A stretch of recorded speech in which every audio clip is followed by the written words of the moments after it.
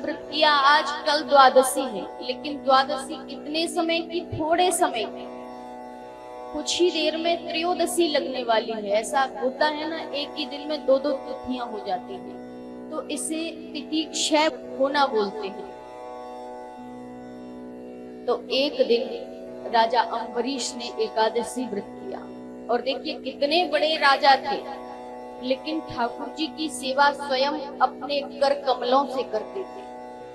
ठाकुर जी को नहलाना धुलाना, उनका भोग लगाना, और यहाँ तक कि रसोई में भोजन भी उनके भोग के लिए स्वयं ही बनाते थे।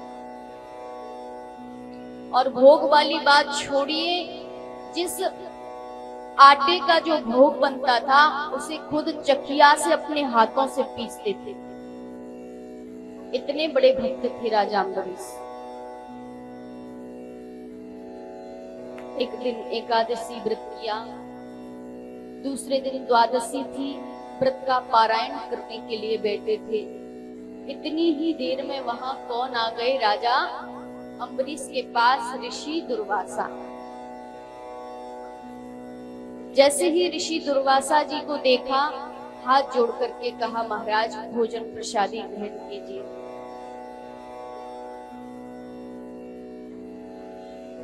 दुर्वासा ऋषि बोले, नहीं राजन, हम अभी संध्या वंदन करने के लिए जा रहे हैं, वापस लौट करके आएंगे, तब भोजन प्रसादी ग्रहण करेंगे।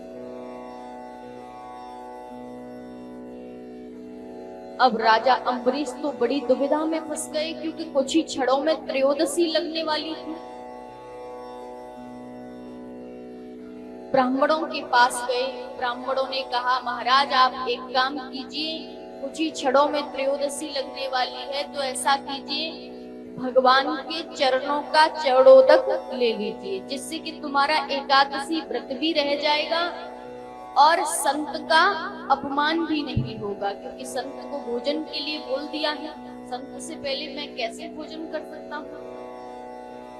आप प्रभु के चरणों का चरणोदक ले लीजिए। अब तो राजा घर पहुंचे और प्रभु के चरणों का चरणोदक ले ही रहे थे। अंजलि में जैसे ही लिया, इतनी ही देर में वहां दुर्वासा ऋषि आ गए। जैसे ही दुर्वासा ऋषि ने देखा तो विचार करने लगे, अवश्य ही इन्होंने भोजन प्रसादी प्राप्त कर ली है, पाली है, तब उसके बाद में ये जल ग्रहण कर रहे हैं। अब तो इतना क्रोध आया दुर्वासा ऋषि को, इतना क्रोध आया कि अपनी एक लट उखाड़ी और पृथ्वी पर दे पटकी, जिससे कि एक कृत्या पैदा हो गई। और इधर राजा अम्बरीश की सेवा से, भक्ति से प्रसन्न होकर के विष्णु भगवान ने अपना सुदर्शन चक्र इनकी रक्षा के लिए छोड़ रखा। जैसे ही वो कृत्या अम्बरीश जी महाराज को खाने के लिए दौड़ी, तो सुदर्शन चक्र अपने स्थान से उठ खड़े हुए। कृत्या को जला करके तो भस्म कर दिया, लेकिन दुर्वासा ऋषि के पीछे पड़ गए। अब तो आगे आगे दुर्वासा ऋषि, पीछे पीछे सुदर्शन चक्र, आगे आगे दुर्वासा ऋषि, पीछे पीछे सुदर्शन चक्र। भोलेनाथ के पास पहुंचे, बाबा मुझे बचाओ, मेरी रक्षा करो, मेरी रक्षा करो।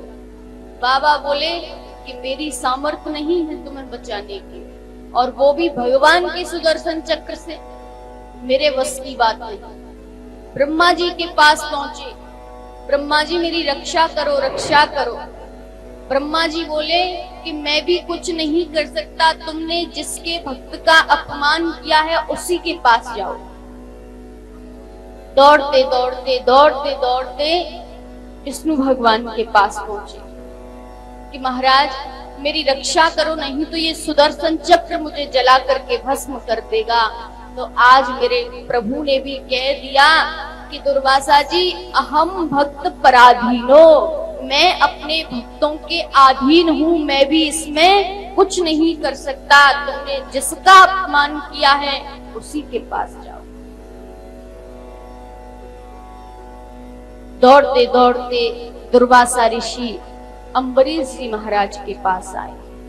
इस प्रकार भागते भागते भागते भागते दुर्वासा ऋषि को पूरा 1 वर्ष हो गया। और इधर जैसे ही लौट करके आए तो राजा अम्बरीश आज भी अपनी अंजलि में जल लिए हुए अपने महल के दरवाजे पर खड़े थे। जैसे ही देखा संत दुर्वासा चरणों में गिरने को हुए, लेकिन राजा अम्बरीश ने उठा लिए और कहा, महाराज आप ये क्या करते हो, उल्टी गंगा बहाते हो, आप संत हो, संत सबके लिए आदरणीय पूजनीय होते हैं और आप मेरे चरणों में गिर रहे हैं। संत दुर्वासा घबरा कर बोले, राजन ये बातें बाद में होती रहेंगी, पहले अपने सुदर्शन चक्र को शांत करो, नहीं तो ये मुझे जला करके भस्म कर देगा। तब हाथ जोड़ करके प्रार्थना की राजा अम्बरीश ने कि हे प्रभु, मैंने अपने बुजुर्गों की सेवा, पूर्वजों की सेवा, गौ ब्राह्मणों की सेवा सच्चे मन से की हो तो आपके ये सुदर्शन चक्र शांत हो जाए। बड़ी ही सुंदर स्तुति की राजा अम्बरीश ने प्रभु की, तब कहीं जाकर के सुदर्शन चक्र शांत हो गए। राजा अम्बरीश को अपने महल में अंदर लेकर के आए और राजा अम्बरीश ने कहा कि मुनिवर अब तो प्रसाद पालो, जिससे कि हम भी प्रसाद पालें। संत दुर्वासा बोले, क्या मतलब राजन, तुमने भोजन प्रसादी ग्रहण नहीं की? राजा अम्बरीश की आंखों में आंसू आ गए और कहने लगे कि महाराज, मैंने एक संत को निमंत्रण दिया था, एक संत से पहले मैं कैसे भोजन प्रसादी प्राप्त कर सकता था? तिथि क्षय होने के कारण मैंने तो प्रभु के चरणों का चरणोदक लिया अपने व्रत का पारायण करने के लिए। अब तो संत दुर्वासा बड़े ही दुखी हुए, राजन मुझे क्षमा कर देना, मुझसे बहुत बड़ी भूल हो गई, मुझे क्षमा कर देना।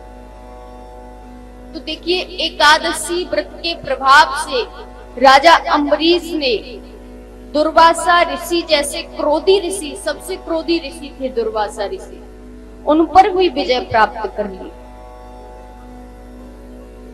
ये है एकादशी व्रत रखने का महत्व।